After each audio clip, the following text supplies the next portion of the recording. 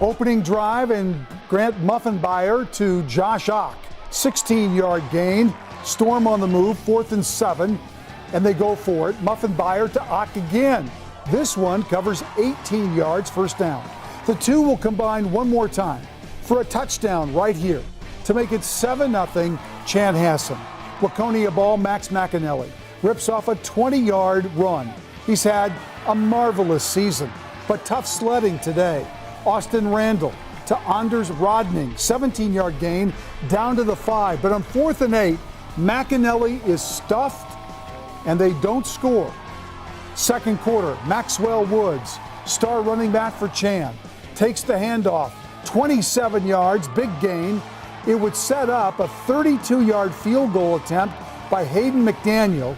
He'll knock it home, and it's 10-0 Storm at the half. Third quarter, Muffenbeyer to Daxton Bush. Watch the catch, and they're on the move. Storm go back to the ground attack, but McAnally will strip the ball. Kobe Brugenmeyer will recover.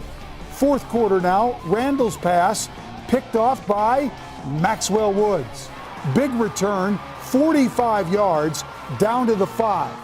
It would set up a Woods short touchdown. 5A, Waconia at Chanhassen. As Waconia's Austin Randall passing just over Mason Spears' head. Chanhassen's Maxwell Woods, the interception. They got the Storm down to the 7-yard line. And from there, Woods got to finish the job on offense. To make it 17-0 Chanhassen. Waconia doesn't quit though. Austin Randall to Mitchell Rykoff. This is a 56-yard touchdown, and Waconia is back in the game, down 17-7. Minute 53 left to go. It's 17-13. 4th and 1, Waconia. Woods is stuffed. Waconia defense does the job. But on 4th down, Randall's pass sails incomplete. And Chanhassen is going to the section final with a 17-13 win today. You know, we came in the game prepared. We knew what we had to deal with. We came out, started off hot. We got a couple picks dropped, but it's fine. We came out resilient. They put a couple points on the board late, but we came out, like I said, resilient. It's a really resilient group.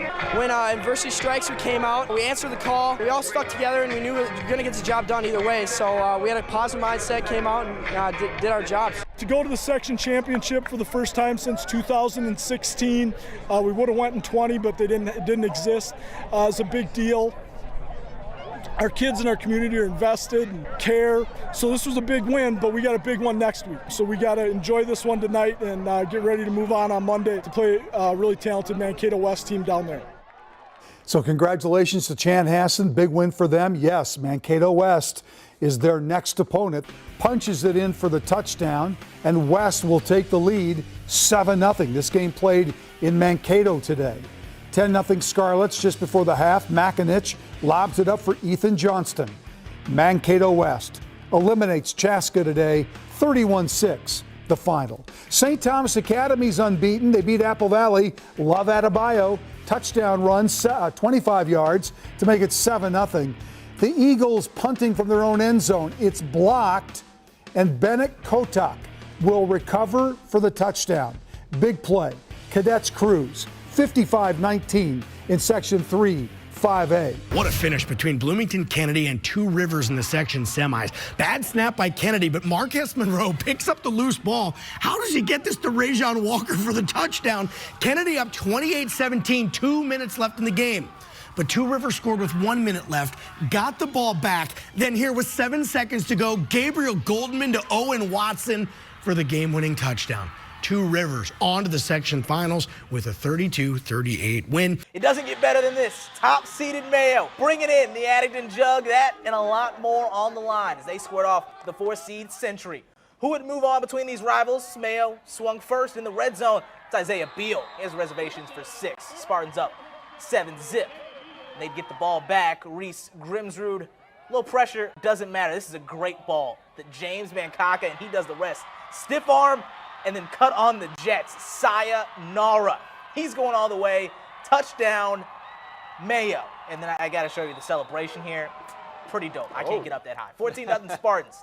Second quarter now, same score. Spartans keep it on the ground with Beal.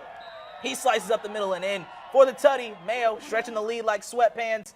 A little later, if ain't broke, don't fix it. Beal, left side, somehow stays on his feet as he stumbles and is off to the races. Tack on 7 more for Mayo. The lead's up to 27-0, and the Spartans kept their foot on the gas. A sweet play here to Tor Pappenfuss, and he's in for the touchdown. Mayo absolutely rolling. You not entertained as the Spartans roll on to win 49-13.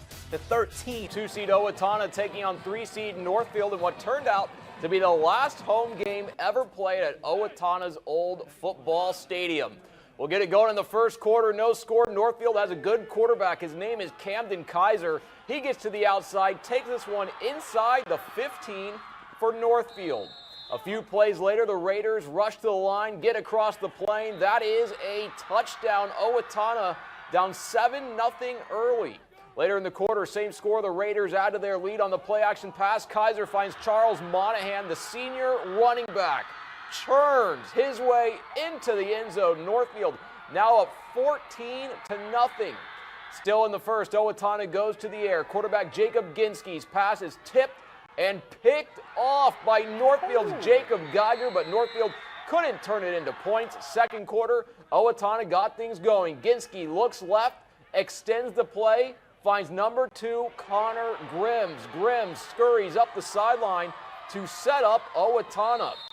4th and goal, Grims gets his number called, and he takes it into the promised land. Huskies now down 14-7. Owatonna comes back to beat Northfield 17-14. They took the lead late in that game. Ginsky with a quarterback sneak. They went for 2 and got it to take a 17-14 lead. They play on real grass at St. Francis, but that would not slow down Andover today. Watch the flip pass. Landon Nelson to Mario Davenport, and he's gone. 80 yards down the sidelines to give the Huskies a 14-0 lead. Watch this now. Same play the other side.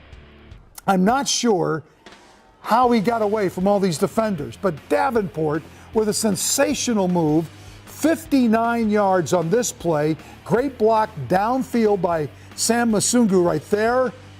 And it's 24-14 Andover at this point. Dylan Kirchner off the toss. Wow, the Cinderella season for St. Francis is over. 51-21 was the final. Top seed Armstrong in Section 5-5A beat St. Louis Park, but wow, great pass here. Zach Helfman to Stefano Giovanelli.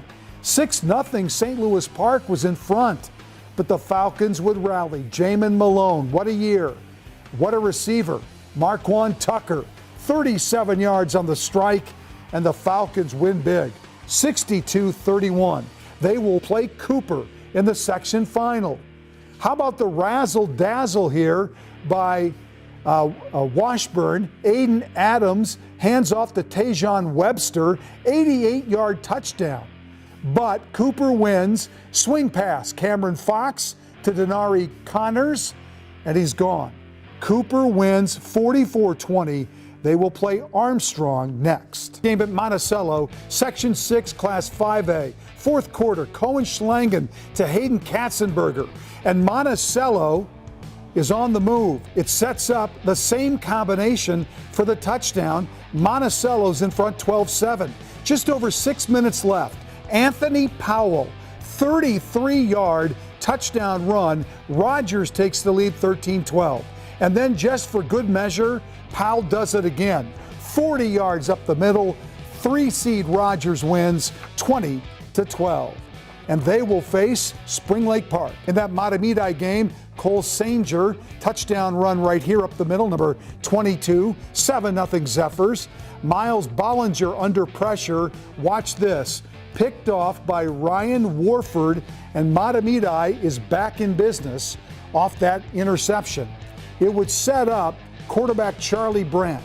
Watch him roll out of the pressure and find Andrew Brian for the touchdown.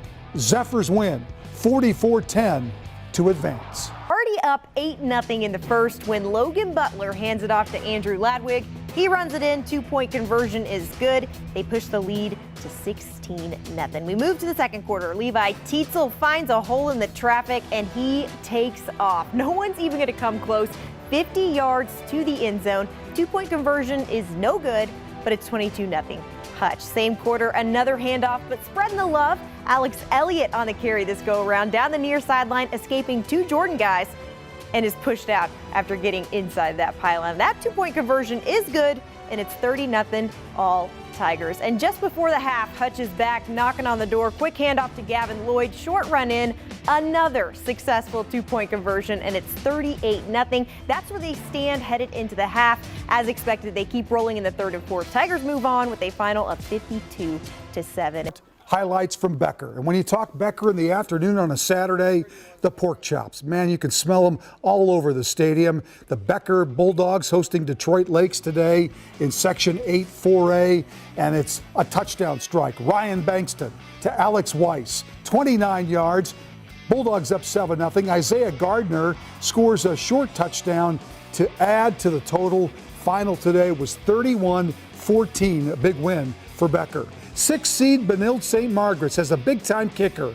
Elliot Hitter knocks home 3 field goals today against the SMB Wolfpack.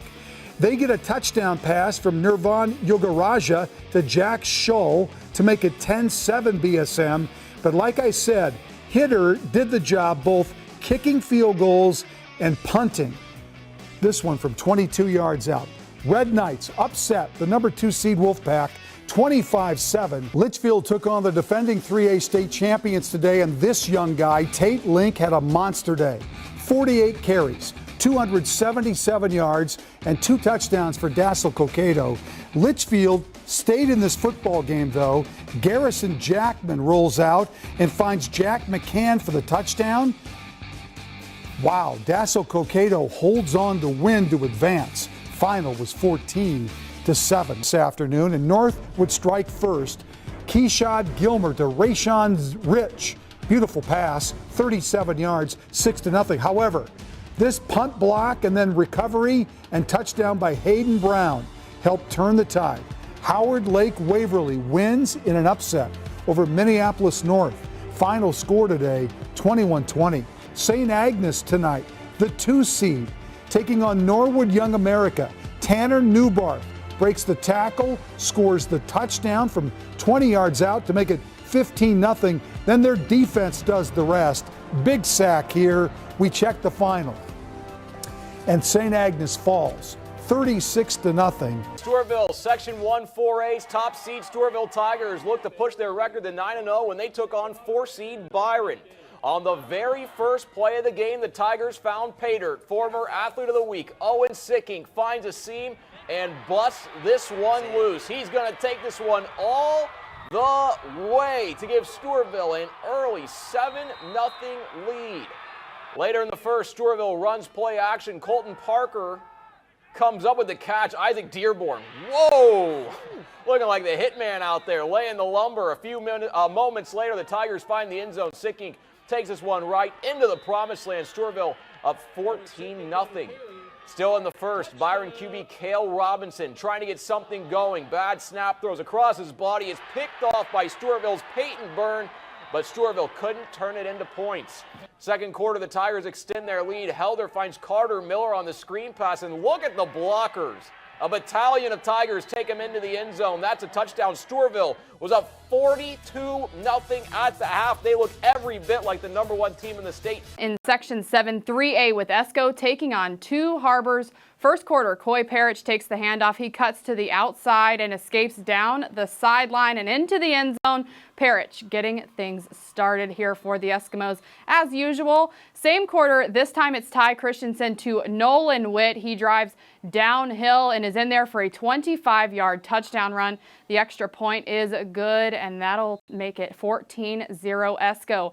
And while the Eskimos, they weren't done yet. Christensen on the QB keeper, following his blockers, he finds a gap and breaks free, takes it to the house.